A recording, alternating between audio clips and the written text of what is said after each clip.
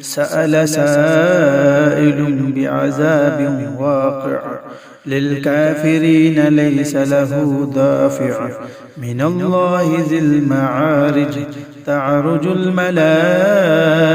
والروح إليه في يوم كان مقداره 50,000 سنة فاصبر صبرا جميلا إنهم يرونه بعيدا ونراه قريبا يوم تكون السماء كالمهل وتكون الجبال كالإهل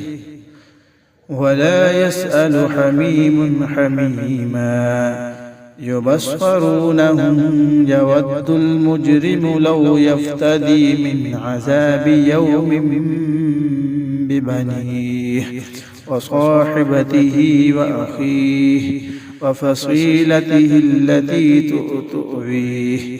ومن في الأرض جميعا ثم ينجيه كلا إنها لظى نزاعة للشوى تدعو من أدبر وتولى وجمع فأوعى إن الإنسان خلق هلوعا إذا مسه الشر جزوعا وإذا مسه الخير منوعا إلا المصلين الذين هم على صلاتهم دائمون والذين في أموالهم حق معلوم للسائل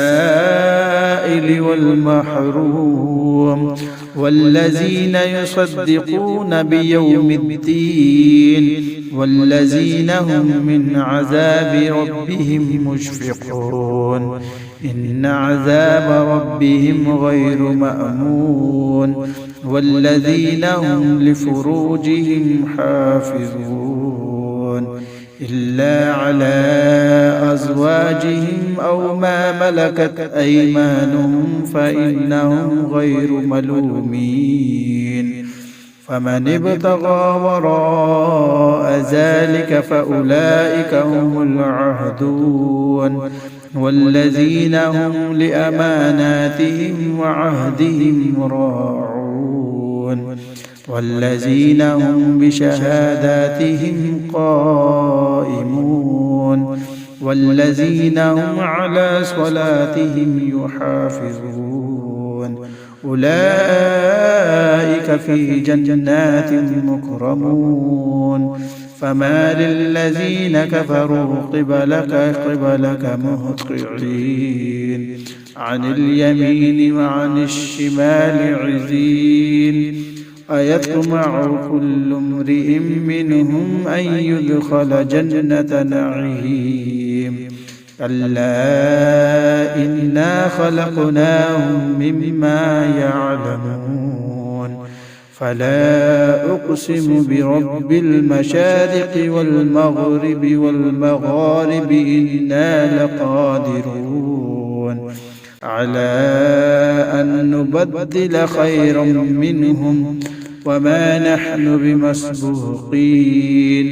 فذرهم يخوضوا ويلعبوا حتى يلاقوا يومهم الذي يوعدون